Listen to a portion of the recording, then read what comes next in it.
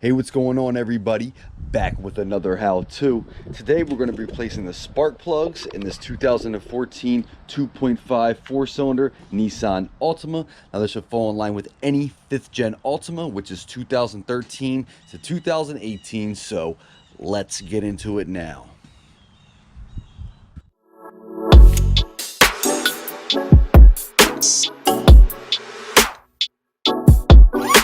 All right, so we're under the hood here, as you can see. Now, just before we start, I want to review a couple things. This car has 206,000 miles on it. The spark plugs were replaced once by me already. Just did it once because if we look here, this is the service and maintenance guide that came with the vehicle. It says the spark plug should be replaced at 105, so the spark plugs should be replaced at 105, every interval. So 105, 105. So technically we're doing it a little bit early, but nonetheless, I'm going to knock it out and get it done because I have to do some other jobs to this vehicle. So I have them. I'm just going to get it done. Now, there is no issues as far as misfiring or any issues with these spark plugs. Simply just doing it for maintenance purposes, guys. So let's get into the job. All right, guys, first thing we need to do is remove this engine cover. So it's held in with 3 hex bit 5 Allens. So I just have a hex 5 on my impact. You could use an Allen key, impact, a socket wrench, whatever tool of your choice. I'll be using an impact. Just be careful with these because if they haven't came out in a long time or have never been removed, they can be in here pretty tight and that head is prone to stripping out.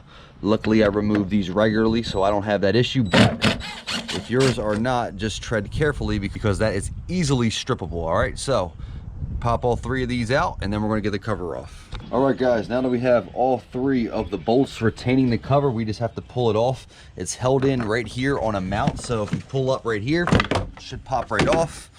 All right, and this rubber mount is mounted to this mount right here on the head. All right, so that's you're just pulling up right here to remove the cover and pull it right off. All right, so we have our cover off. I put all 3 of the bolts retaining it to the side right there. When you take the cover off, just observe, make sure you don't have a lot of debris, dirt, grime buildup around the coils. Obviously, you don't want dirt blowing everywhere while you're doing this or any debris. So, as you can see, this is really clean. I just did the valve cover gasket and a new valve cover on this. So that's one of the reasons, outside of me maintaining it, why it's so fresh. But, just make sure you have a clean work environment when you do this because you don't want a bunch of stuff flying all over the place. All right, so let's get into actually replacing these plugs. Now, as you can see, here are our 4 ignition coils on our 2.5 4-cylinder. I'm going to start right here with the one on the driver's side. Now, the ignition coil is held in with a 10 mil, so all of them are held in with 10 mil bolts. I just have a 10 mil here on my small impact that we just used to get the engine cover bolts off. Now you could use a ratchet, a drill, whatever tool of your choice. I'm going to go ahead and use this 10 mil on an impact here. So fire that out. And what I'm going to do is just take out that 10 mil and I'm going to put it up on the cowl here. So to the side. Now the coil should be free, and that is free. It's a lot easier to take off this harness. So if you see the wiring harness, this has a tab here, you can press it down and then you can pop it right off. All right, so I did it with one hand, very easy. And as you can see, our coil is now free, looking good, clean, no oil, no nothing. So now let's get that spark plug out. All right, guys, so we're gonna go ahead and get that plug pulled out of the cylinder. Now I have a 9/16 spark plug socket. So that's what you're gonna want, is a 9/16 spark plug socket. It's a little bit smaller than your traditional spark plug size. I have a 10-inch extension on a 3/8 drive ratchet. All right, I would suggest using a 3/8, just my personal opinion. It's not aggressively strong or overly powerful, like having a big half drive breaker bar, which you really should never need to use anyway to get plugs out. But just for reference, this is what we're using: 3/8 drive, 10-inch extension, 9/16 spark plug socket. All right, so we're going to drop it right down here into our cylinder. Make sure we're on reverse here, and let's see here. It's a little tight, but not too bad. Feels pretty good, actually. Should be able to get this bad boy out here in a second. Just take your time. You don't got to go crazy. One tip I will give you, if you're having a lot of trouble, like if they're really hard to pull out, which you know sometimes is possible, what you can do is reverse it back to on and then just turn it a hair and then go back to reverse. All right, that's only if you're really having a lot of trouble trying to get it out. What you would do that for is just to get the plug spinning and easily get it out. Okay, so we're gonna go ahead, get this plug backed out, and we'll see what it's looking like here.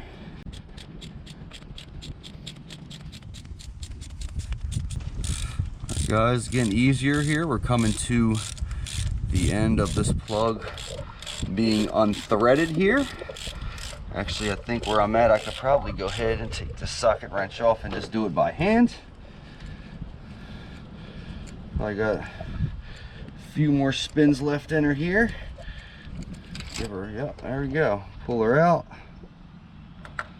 And let's see. Looks pretty good, guys. And one thing I do want to note here is I used anti-seize on this plug, which for some people is apparently sacrilege these days, but as you can see, there's no buildup from it. It's clean. It was grounding good. I had no issues with these plugs and it was good to go.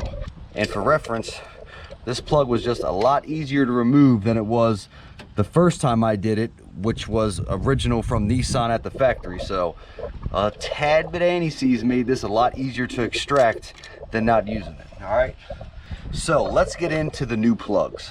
All right, guys, here is the new plugs. These are directly from Nissan, all 4 of them. So the original plug is a Denso FXE20HE11C. Okay, that is the original Denso part number. I'll even put an insert here from the factory service manual. This is directly from Nissan's factory service manual, also referencing that part number. And the Nissan part number, which is also listed on here, is 22401-3TA1B. So this is the original plugs, the same one that we just pulled out, same one that I got again. These are the OEM plugs, same plug that came with the car, same ones that you can get directly from Nissan. Okay, so this is what we're going to be utilizing as our new plugs. So let's go ahead and get this thing installed. All right, guys, so we're going to go ahead and get this plug installed here. Now I'm going to check the gap. I'm going to put an insert here from the factory service manual again. So if you can see, the gap should be 0.043. I got the gap tool here. Should probably be about right. Yep, looks pretty good, guys. Now if it isn't gapped, they're supposed to be pre-gapped from the factory. If not, you can really lightly tap it. I know some people don't like that. I've never had a problem doing it, but you can also press it down. But like I said, you're not going to be sitting here banging it. You can lightly tap it to get the gap down, or you could press on it. Either way, it'll work. Just whatever you choose, whatever your preference is. If you press on it, you might have to gap it a little more again, but no big deal, whatever works for you. Okay, now the next step here, which I kind of already touched base on, is using anti-seize. Now, these plugs are recommended that they don't need anti-seize, that the metal used on, certain platinum and iridium plugs is they don't need anti-seize, okay? I mean, honestly, I don't care. I'm still going to use a little dab of anti-seize, nothing crazy. You can easily get away with it. As I showed you when I just pulled this plug out, this plug, had anti-seize on it, barely any remnants of it, didn't use a lot, and it made it easier to extract. So, totally up to you. If you don't want to use anti-seize, don't. If you do, go for it. I know there's going to probably be some expert engineer in my comments like, oh my god, the head gasket's going to fail and your CVT is going to blow up because you use anti-seize.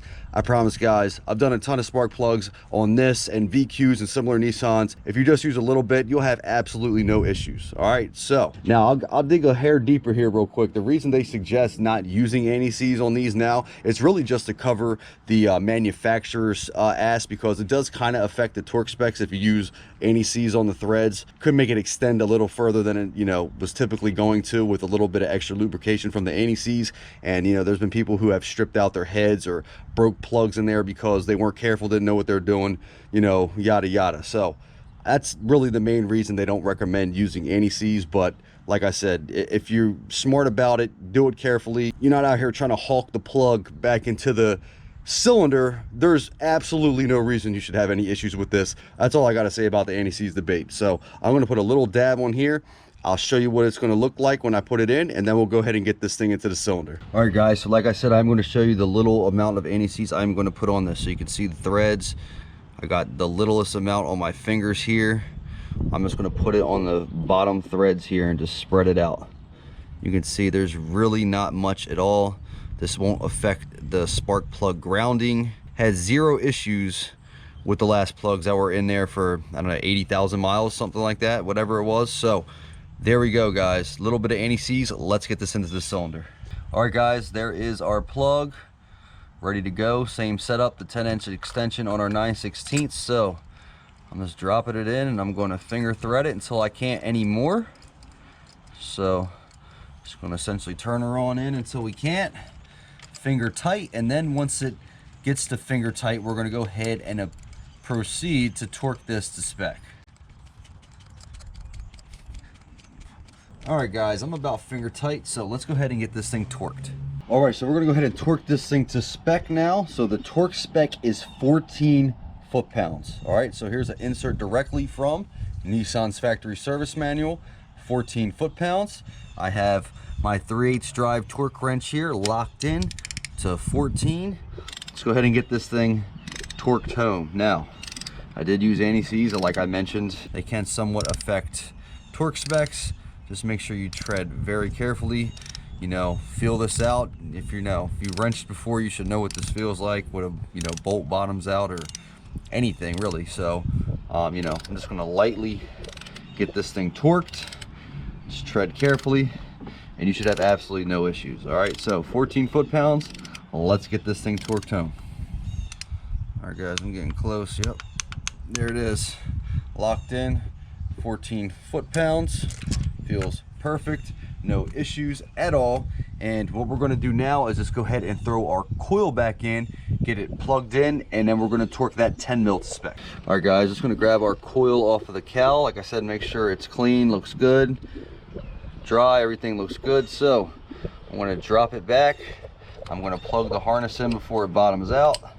Harness is in. We're going to push it down, and if you notice right here, there's a little plastic thing that you can press the coil up against. So that's the orientation it should be in. So just press the coil up against its plastic stop there on the valve cover, and that should be pressed down good to go. Grabbing our 10 mil, I'm going to finger this in, finger tight, and then once I get this finger tight, we're going to go ahead and torque our 10 mil ignition coil bolt spec. All right guys, so we have our 10 mil here, finger tight. Now we're going to go ahead and torque this to spec. Now here is the ignition coil blowout from the factory service manual. As we can see, the torque spec for that 10 mil ignition coil bolt is 62 inch-pounds. Okay, so got my inch-pound torque wrench here locked in, 62 inch-pounds, not too tight, right there. All right, so about maybe a turn if that after finger tight. All right, so this whole cylinder is good to go. Plug replace, coil back in, everything torqued to spec. What I want to do is go through one more cylinder, because essentially, all 4 of these are the exact same process, exactly what we just did. You're just doing it 4 times. That's it. I'll run through one more. So let's go ahead and get into the next one.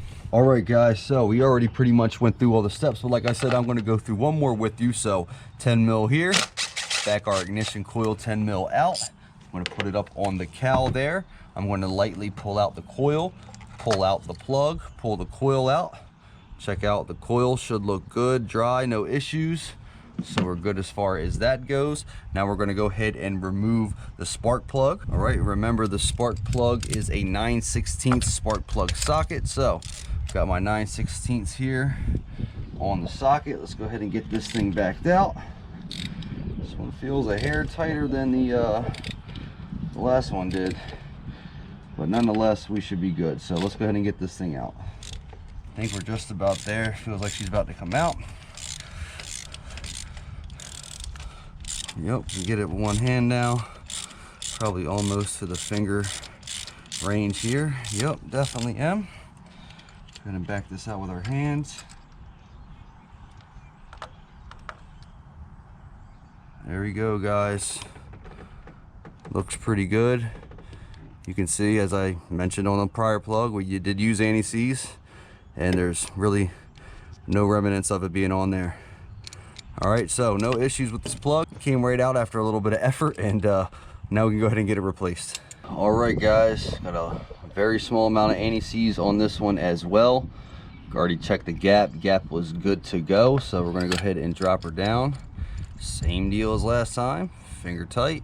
And then once we get her finger tight, we're gonna go ahead and torque it to spec. All right, guys, got the thing about finger tight, the most I can get with my hand. So got my torque wrench here locked in. It's a 14 foot-pounds. Go ahead and get this thing torqued to 14. Like I said, just tread carefully, don't force it.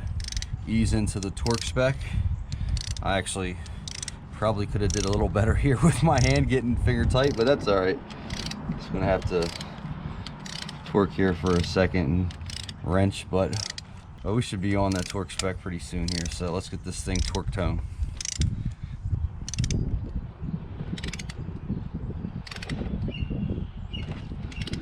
Guys, think we're, yep, every time I say I think we're coming up on it, we're right there. So that thing is torqued 14 foot-pounds. So let's get our ignition coil now and get that thing torqued up.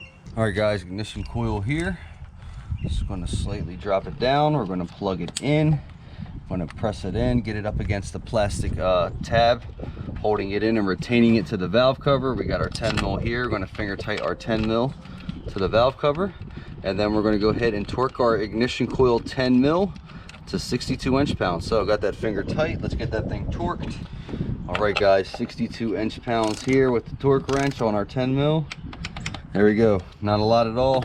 So now we have these two done. Like I said, it's the same process for each one. So I'm going to cut it off here. I'm going to go ahead and knock these other two out.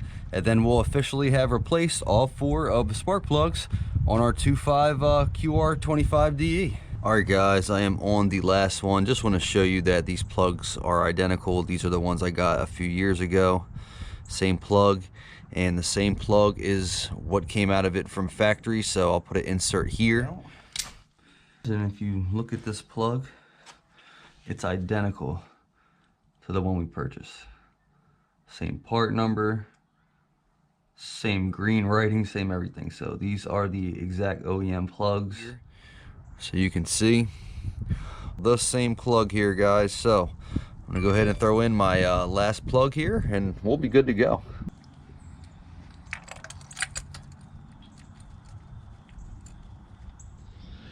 All right, guys, so we have all 4 spark plugs replaced. Here we go. There is our 4 that we pulled out. Not in bad condition at all, looking pretty good. So there is our 4 plugs. We got all 4 of our plugs replaced. Everything's good. Just make sure you look over your work. I got all these torqued to spec. I double checked them. Just make sure all your harnesses are tight. Everything feels good and looks good. So the only thing left here we have to do is put on the engine cover. So essentially pop it back onto the mount, put in the 3 retainer hex bit 5 Allens, and you can, you know, lock them in however you want. You can, I would suggest lightly locking them in with like an impact, but if you want to torque them to spec, here is the torque spec for the engine cover. So there you go. If you want to torque it, be my guest. I'm just going to lightly lock them in with an impact. So I hope this helped with replacing the spark plugs on your 2013 to 2018 5th gen 2.5 4-cylinder Altima. Make sure you stay tuned, because you never know when I might be wrenching on this thing again. And until next time, guys.